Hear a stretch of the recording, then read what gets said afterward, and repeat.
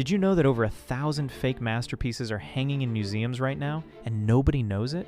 Elmir Dahori was a Hungarian artist who couldn't sell his own work, so he started selling someone else's. Fake Picassos, fake Matisses, fake Modiglianis.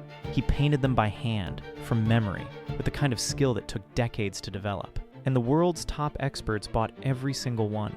Major auction houses, prestigious galleries, serious museums, all fooled. Elmir moved to Ibiza, threw lavish parties, and privately believed he was better than the artists he was copying.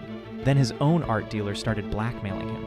So a journalist named Clifford Irving was hired to expose the whole scandal. Irving interviewed Elmir, wrote the book, and then immediately turned around and forged Howard Hughes' entire autobiography. A forger, exposed by a forger. Here's the question nobody could answer then, and nobody can fully answer now. If every expert on Earth says it's real, what exactly makes it fake?